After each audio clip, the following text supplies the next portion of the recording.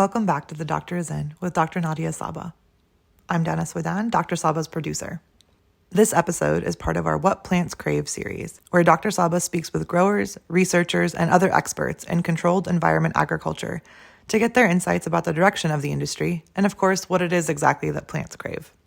This week's episode is extra special because we interviewed a few attendees of our spring workshop at the Clunie Center in Sacramento. The workshop is an HVAC Intensive lecture series that Dr. Sabeh has been perfecting for growers and engineers working in all kinds of indoor grows. Thank you for listening. So I'm here with Joe Saito from Anden. We are at Dr. Greenhouse's spring workshop, and we wanted to ask you a few questions for the podcast. So first up, was there something that you learned today that blew your mind or something new that just excited you? Learned a great deal. Wonderful workshop. Recommend it for everybody to attend. Honestly, just being able to go more into depth about how HVAC handles both the sensible and the latent loads was a great conversation to have, and definitely needs to be discussed more widely with people. Awesome. Thank you. Is there anything that has you excited for the future of the industry? Yeah, the continued innovation of equipment, giving us tighter control of the room and allowing us to over-engineer the room to doing what we want to do to cultivate the plants that we choose to do so. Awesome. Thank you, Joe. And last, what do plants crave? People. Okay. Definitely people. Without people, there wouldn't be any plants. Okay, I like that answer. Awesome. Thank you so much, Joe. I really appreciate your time. Yep, no worries. I'm here today with Thad Humphrey and Nick Demello from Biotherm. They both attended our spring workshop today, and we wanted to ask them some questions. So first up, was there anything that you learned that stuck out to you or that blew your mind over these last 2 days? For me, I'm kind of new to the industry, so learning the nuances of VPD was really, really good for me to know. And then a lot of the other stuff regarding like the standards that are coming into place now, that was also eye-opening. Yeah, and you guys know you have access to those standards on your Clunie, yes. right? I was very excited about that. Yeah, it was good to know. Thank you. Yeah, I also like the discussion about the importance of VPD and kind of the effects of it, not only on the systems, the HVAC systems, but the importance of what it actually means, meaning people's interpretation of it, because measuring the VPD at the leaf versus in the room are two completely different things. So that can definitely affect the performance of a system. Also just covering a lot of the importance of controls variability. We're aware of that, but it's even more eye-opening when you see all the physical variances right in front of your eyes of how wide they can be. Things reading completely different measurements from the exact same spot, and how much it can affect the room. So yeah, it was interesting. What do you think plants crave? Well, I mean, keep in mind we're engineers and not growers, so we're usually told what plants crave, and we do a lot of listening to our customers. The trick there is knowing which ones are well educated and which ones aren't. So getting a good normalized view of what those type of things are by attending stuff like this helps us to understand more of what we're used to hearing and if it's normal or if it's abnormal. And contextualizing it and having room for it. Yeah, definitely. Thank you. Yeah. What do you think plants crave? I'd probably say I'm not a grower either. I'm definitely an engineer, so my scope of this is probably limited to 4 things, light, heat, water, and nutrients, and I have no idea what type of plants need exactly. Like, it could be any combination, which was more important, so that's up to the grower, though. So that was such a perfect engineer answer for that question. Thank you. I appreciate both of your time. Thank you so much for coming to our workshop as well. Thank you. I'm here with Kelly Nicholson from Auto Grow America, and we wanted to ask you about the spring workshop that you just attended. This isn't the first workshop that you attended with us, though, huh? No, I came to the workshop in February of 2020, and it was really, really, really cool.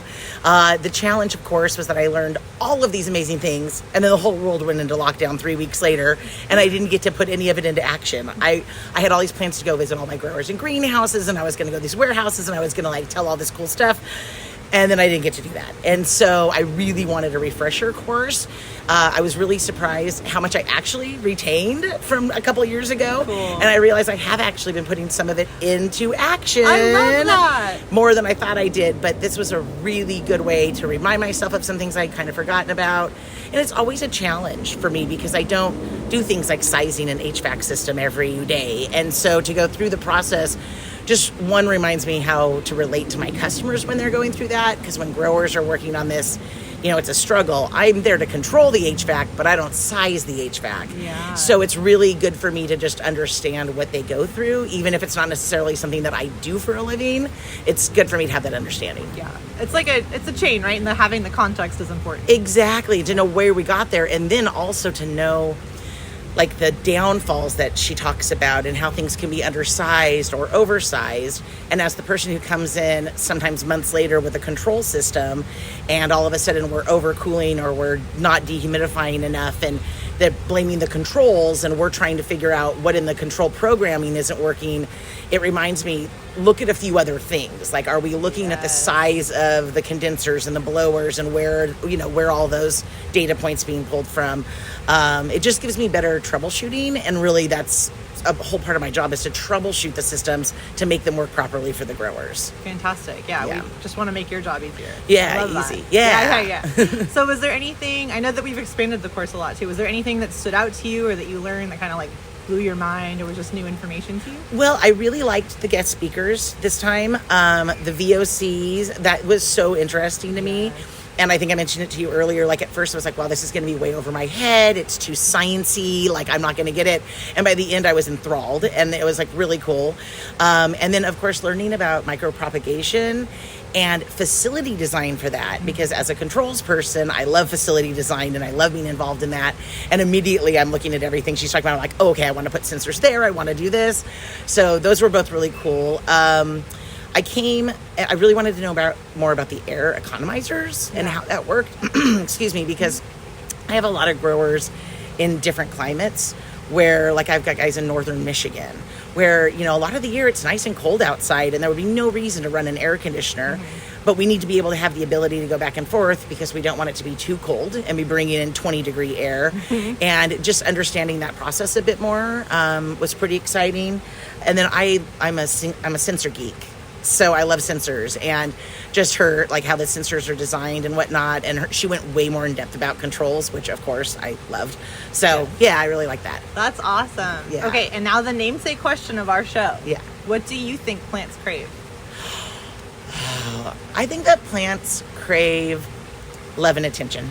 Okay. I really do. And I think that it's because when a grower loves what they do and they show up to work happy to do what they do every day, and they have the attention span for their plants because they're not so caught up in, maybe it's HR type stuff or paperwork or whatnot. When they can really walk in and they love the plants and they can give them the attention that they deserve, everything else falls into place. That's fantastic. Couldn't be more true. Yes. Love that. Thank you so much, Kelly. I really appreciate your time. Yeah, absolutely.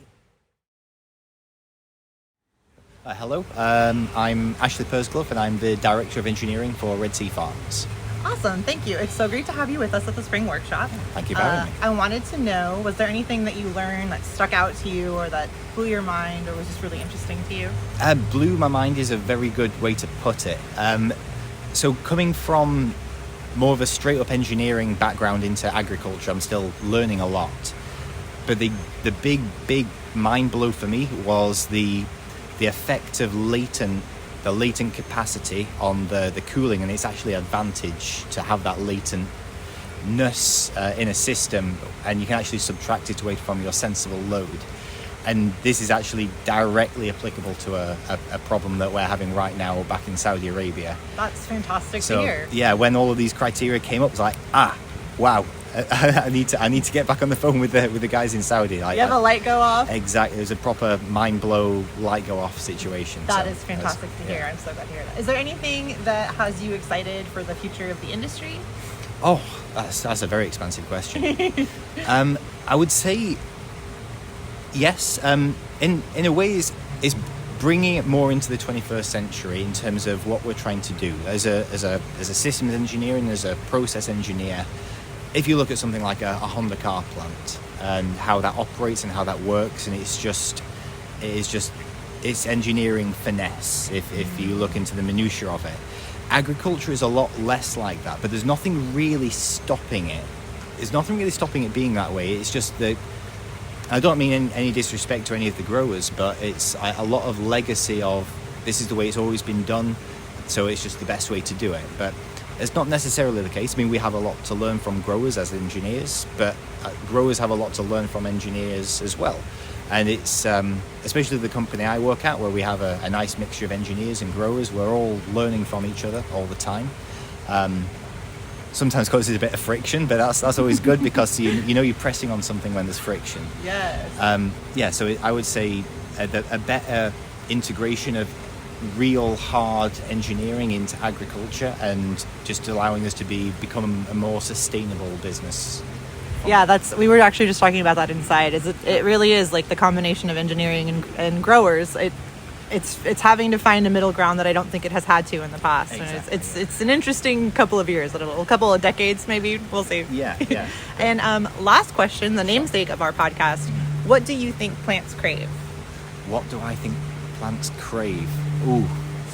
Well, water is a good one. Water is a good answer. That's a good one. Especially from where we're based in Saudi, water is a big thing, and it's a big part of our business is the water sustainability of stuff. But yeah, I would have to keep it a very simplistic answer. Being an engineer and very new to agriculture, water, nutrients. No, that's a fantastic answer. I'm just getting so curious about how this must apply in Saudi because I know that it's an extreme climate. So. It really is. I mean, we always use the mantra of designing for Mars, because if we can build it on Mars, well, building it on Mars is easier than building it in Saudi Arabia. That tracks. That actually checks out. Well, thank you so much for your time. I really appreciate it. No problem. Thank you very much.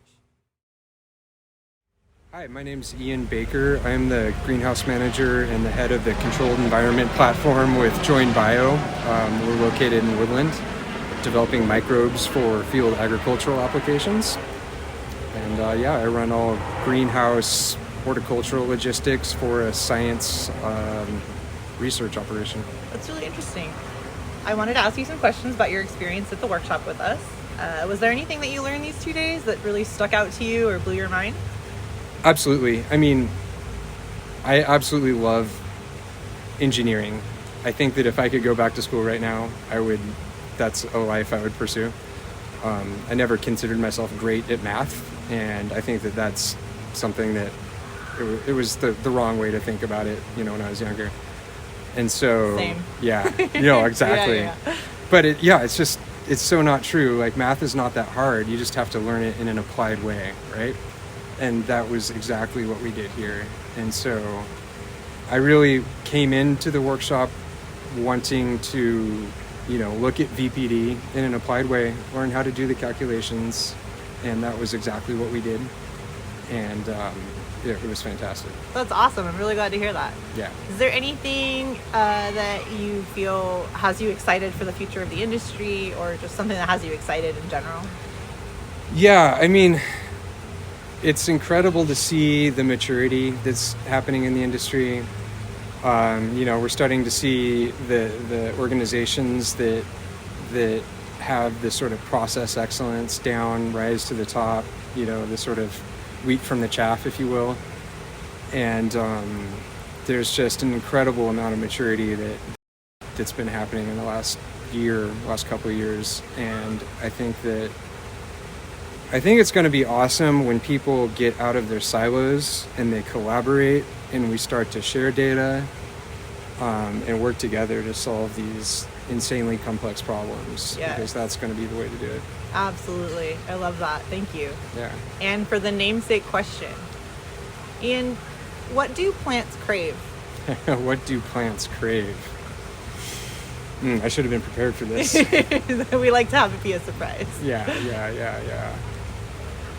I mean, plants crave love and attention, right? Yes. I mean, as growers, it's so easy to get wrapped up in day-to-day stuff and putting out fires and just working and building databases and solving IT problems, and it's so easy to get distracted and to not spend time with your crops. So you have to spend time in there every day looking, scouting, feeling, smelling, and making sure they're getting the love that they need. I love that answer. That's perfect. Thank you so much for your time, Ian. I appreciate it. Thanks, Dan. That was a few of our attendees from our spring workshop last week. A little bit about them in their order of appearance. Joe Saito is Regional Sales Manager for Anden, which provides environmental control for indoor grows. Nick Demello is a mechanical engineer, and Thad Humphrey is an engineering manager, both with Biotherm Solutions, which provides environmental control for indoor grows. Kelly Nicholson is the sales manager for AutoGrow America, which provides monitoring and control systems for indoor farms. Ashley Persglove is the director of engineering for Red Sea Farms. He came to our workshop all the way from Saudi Arabia, where Red Sea Farms grows organic produce and consults on agricultural solutions for harsh climates and limited resources.